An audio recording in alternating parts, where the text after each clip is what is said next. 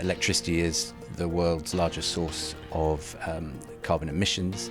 Renewable power is well proven to offer low-cost solutions, but it comes with intermittency challenges. And one of the ways to mitigate that is to move electrons over long distances so that you have profiles and mixtures which help alleviate that.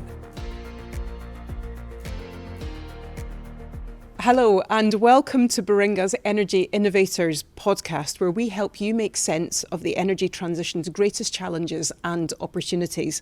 I'm Ellen Fraser, a partner in Baringa's Energy and Resources team. Today we're joined by James Humfrey, CEO of Xlinks, and Xlinks are building renewable energy projects that deliver clean power across continents using subsea cables. James, to kick us off, can you give us a quick overview of what Xlinks actually does and specifically what your role as CEO entails? Sure, and lovely to see you again.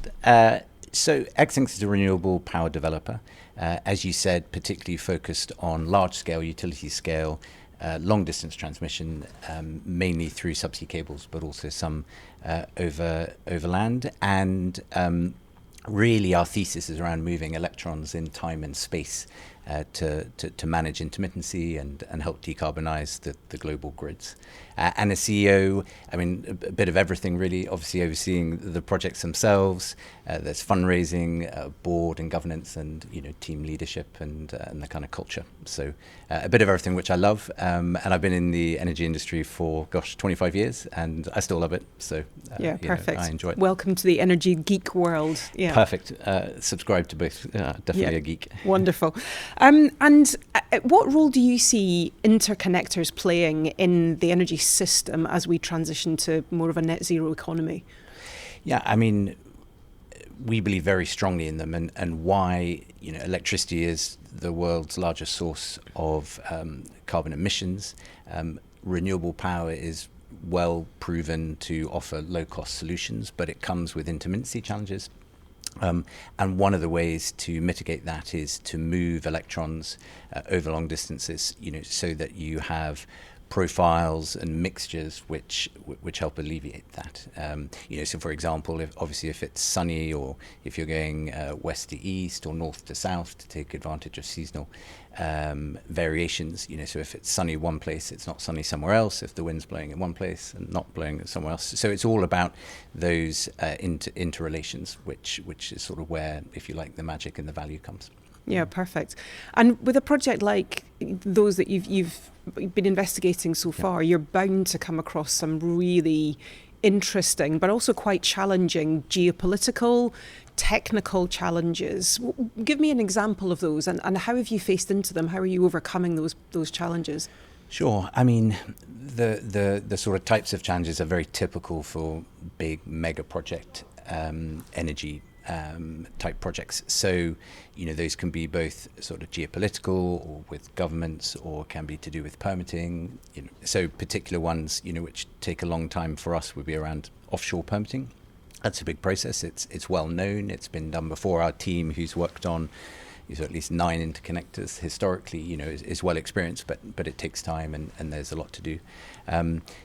Technical risks are there, but fundamentally it's well proven technology. So the UK has actually been very pioneering with a number of interconnectors.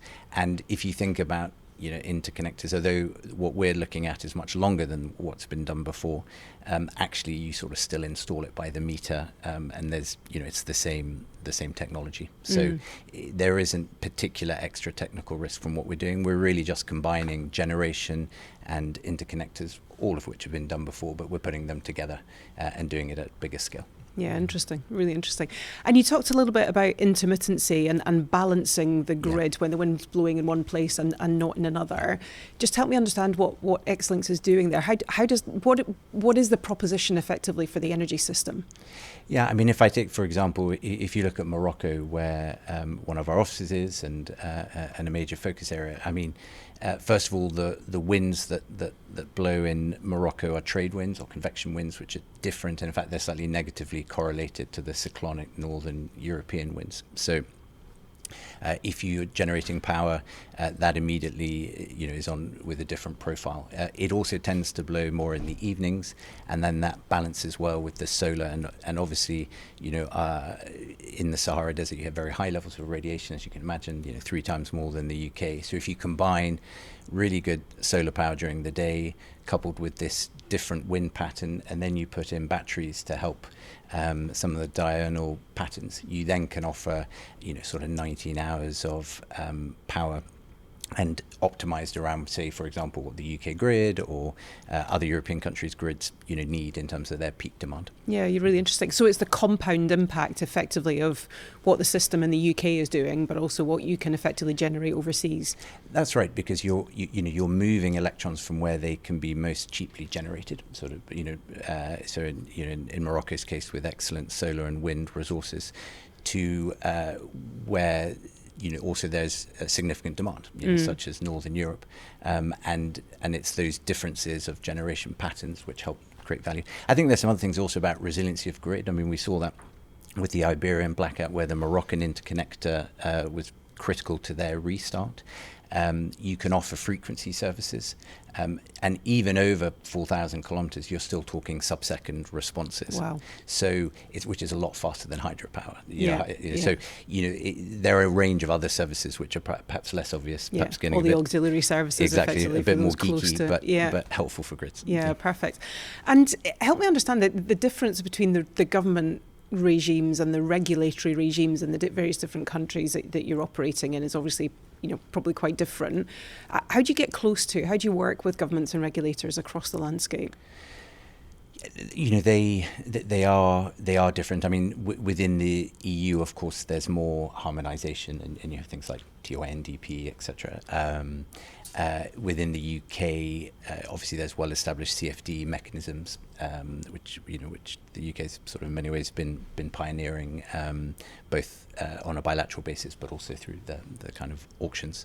I mean, you have to. I mean, in the end, as well as obviously sort of doing your homework and lots of extensive engagement as you go through the details, and there are a lot of legal aspects to that as well, in terms of how you're classified as a generator interconnector, etc. I think probably in the end, the key thing with governments is around the proposition.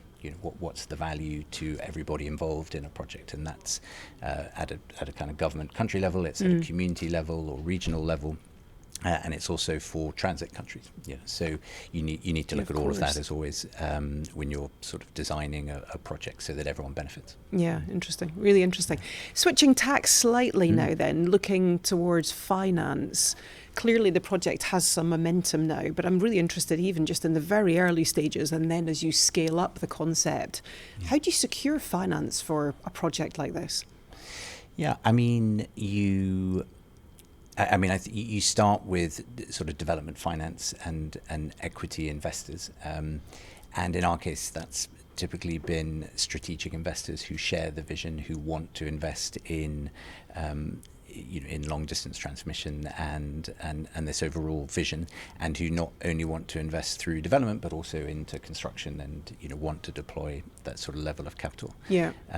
I think from a sort of debt side, because it's going to be project finance. Our projects are project finance. It's a bit of a range. You have sort of ECAs, because there's obviously significant procurement, which they support. There's commercial banks, DFIs. You've got a bit of a range in that capital stack. But as a whole, we've been pleasantly surprised at the huge interest in supporting these types of projects. I think it fits people's mandates. They want to deploy capital at scale. I mean, we wondered whether they were perhaps too big, but actually it's kind of the opposite.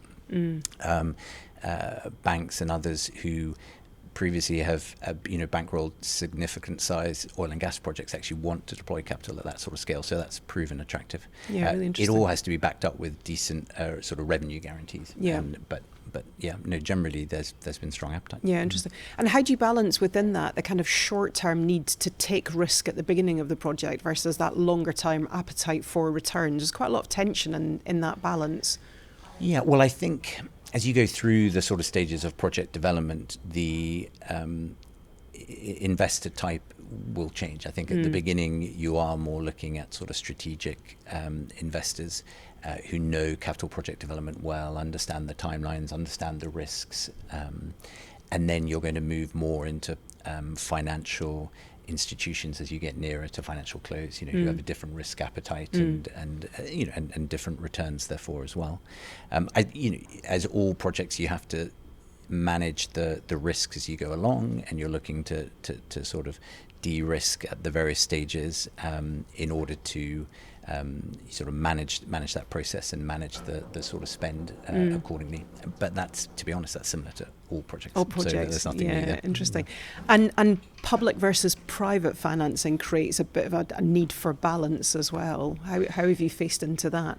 Yeah, I mean, I guess, the renewable industry, at least in OECD countries, something like 96% private companies. So you don't have a history in the OECD of sort of public development, and therefore it comes with private capital. I mean, if you look at the forecasts, the IEA is talking about 1.5 trillion by 2030. I mean, wow. It's far more capital than could be provided by the public sector anyhow. So you're automatically into a partnership, and certainly to achieve any of the scale that that everyone's aiming to do. So, but I think it is a partnership because the public sector and government set, obviously the regulatory landscape. They set some of the grid rules, some of the revenue mechanisms, which are all critical enablers. And the private sector wouldn't be able to do it without that. Of course. Private sector brings the capital, it brings the risk taking, some of the expertise. And I think when you've got project finance, they bring good scrutiny of downside risk, yes. certainly on the debt side, which is helpful because, you need keeping you honest. Keep you honest, exactly. Yeah, good. Excellent. And the relationship with the UK government, I mean, that's obviously that created a little bit of a knock for the Xlinks project. Where are you with that? What are your reflections on that? Yeah, when the UK government, announced they weren't going to support the CFD, it was obviously, very disappointing. We were surprised, but ultimately, we accepted and we move on. We've got a portfolio of other projects. We're working with other governments, and those continue. And obviously, we're heavily focused on those. The timing of the announcement with us was basically the same time as the decision to go ahead with Sizewell C. Yeah. That was obviously the government's decision, and so they were weighing up one versus the other. I imagine. But interesting. And how do you see the financing, renewable financing, changing over time? Because we're seeing governments dip their toes in and then pull back, and how do you see that evolving? Well, obviously there sort of some geopolitical headwinds at the moment. But that said, when you sort of strip that away, you still see enormous growth in renewables around the world. And I think you have to keep your focus on installation numbers more than other types of headlines. So I don't think it's quite as bad as perhaps it first seems. I think you'll continue to see very active use of project finance and all of those structures sort of as currently used. Probably the one thing, if I was to really look ahead, I mean, if you think what happened with the LNG industry, where you had long-term offtakes sort of initially as they established it, and more recently as trading of LNG has developed and a lot of values created through the trading, the revenue requirements have altered. And I think when you look in the really long term for electricity, it's back to moving electrons. You're going to see this develop. It's going to optimize. It's going to manage intermittency. It's going to manage pricing. And I think that will have a change in some of the financing requirements. But interesting. That will take time. Evolve. But you can see some of the parallels, I think. Interesting. Thinking now about the actual physical cables themselves and the security risk, the infrastructure risk that actually sits in those physical cables. We've obviously seen some tactics from foreign actors around subsea cables. Share your thoughts in terms of, what that means for you and what considerations you're having to make in terms of the infrastructure security. Sure, glad you raised that because it's of course on people's minds. I mean, firstly, I guess to visualize it, it's roughly the size of a dinner plate, a cable, subsea cable. In terms of the overall width of the cable? Yeah, exactly. So it's probably smaller than people imagine. But in our case, they are armored. They are buried. which is not the case in what was happening on some of the cables in the Baltic. They're also at much greater depths, which are greater than anchor drag possible sort of levels. So you can't hook them, if you like. So, data cables historically have never been buried. Nowadays, electricity sort of cables always would be. So you've got a series of protections which aren't perhaps fully understood from some of the headlines. So therefore, from our perspective, the physical security threat to cables is actually considerably less than perhaps is understood from the Baltic and so on. In fact, having done a lot of work through the security and with governments as well, we still remain convinced that IT risk is, cyber attack is actually a much greater risk than physical risk. But that sounds partly because you've actually designed out some of the actual physical risk in the way that you've approached the cable laying, the depth, the resilience. That's right. And another new technology which is also a game changer is the use of sort of fibre and which has acoustic capabilities. So that also gives you early warning as well. It's also very important for repair and fault finding. That's a good point. If something does happen to one of the cables, what do you do? Right. Well, actually, the Xlinks in Tasmania has pioneered a lot of this. I mean, effectively, with the fibre and acoustic, and actually it also can sort of sense earth movement, you can pinpoint where the fault is. And on projects of our scale, you effectively have vessels on standby, which can repair actually pretty quickly. I mean, we're talking in tens of days. It's much quicker than, say, a gas pipeline or something like that. Yeah, interesting. So, you can actually manage that. That said, the fault rates are low, and if you've sort of done your work properly, buried it appropriately, all of that's been done well, actually you would expect it to last for 50 years. Wow, amazing. Yeah, perfect. That's really interesting, actually. And then just thinking a little bit about you, if we can, and your career journey, what are some of the pivotal moments in your career that kind of led up to where you are now as a CEO of Xlinks? I think probably first 10 years of my career I was basically doing P&L jobs and sort of sales jobs, and then I switched into doing capital project development. So that was probably, I guess, moment number one. With requalification as part of that process, or did you learn on the job? It was pretty much learning on the job. To be honest, but with sort of great support from colleagues and with training as well. So I think that was probably switch number one.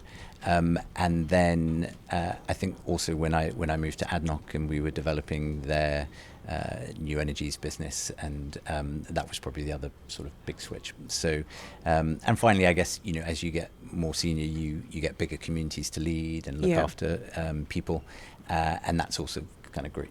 Yeah, amazing. Great training. Yeah. And almost in the rear view mirror, if you were to advise your younger self, or if you were to advise somebody else coming up behind you who aspired to be the CEO of Xlinks or an equivalent organisation in future, what guidance would you give? Well, probably do one thing I haven't done very well, which is sort of make better use of sort of mentors. And interesting. Advice. I mean, people are so willing to give advice, and then that advice is sort of tailored to your context and particular situations and decisions. I think I've had some wonderful mentors and support, but actually I think I should have asked for more help. But so I would definitely say that. Clocking that quite early in your career, I think, is quite important as well. Yeah, right? Some people I think get that early on, and some don't. But so that would definitely be one. I think another one you can do is accelerate your learning. Actually, what is your as you go through events and experiences, really being a bit more systematic about creating your checklists and playbooks and kind of recording your learnings so that they're really there. I think you can accelerate your learning if you put more effort into that. Yeah, interesting.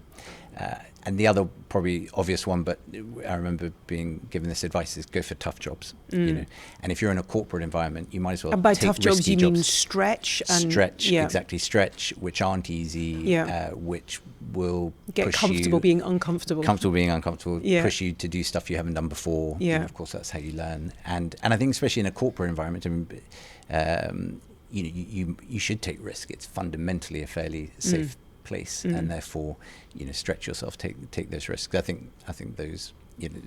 And are you comfortable that sometimes those risks perhaps don't play off, because you take risk and it doesn't always turn out your way, right? Yeah, I mean, you need to be, and everyone's got their own different risk appetite, and also I think maybe risk appetite changes at different times of your life and so on. So it's not even a constant thing. Everyone's obviously got to kind of do what's right for them. But I remember, is it Dan Pink's book on regret, where one of his big conclusions, having interviewed sort of thousands of people about their regrets over life, is generally the regrets are things that people haven't done, not things that they have done. And I think that applies to careers as well. In general, I would say go for it. If you're on the fence on something, you're probably better off plunging. Be brave. Oh, amazing. And that's good advice, right? Because it's very easy to stay being comfortable. In certain moments in your life, you might have young children or responsibilities. Right. It's probably not the right time to do that. But exactly, and that's why. I think generic advice is interesting, but in the end, everyone's situation is going to be unique. Which comes back a little bit to your mentor point, right? Exactly. Seek advice from others. Seek advice, talk it over, and I mean, you know how that is when you're talking. Even as you talk to someone and you're doing the talking, you're actually sort of that reflection processing is actually really helpful. The coaching conversation. Yeah, amazing. James, it's been an absolute pleasure. Thank you so much for joining us. It's been an absolute pleasure to hear about your experiences, etc., as you've moved through the Xlinks journey. Well, thank you. No, it's been great. And actually, I noticed the 25 years of Baringa sign flashing. So congratulations to all of you. It's a real celebration. It's quite a milestone. Yeah, absolutely. And to our viewers and listeners, thank you so much for joining us for this edition of the Energy Innovators Podcast. And please do watch out for further editions.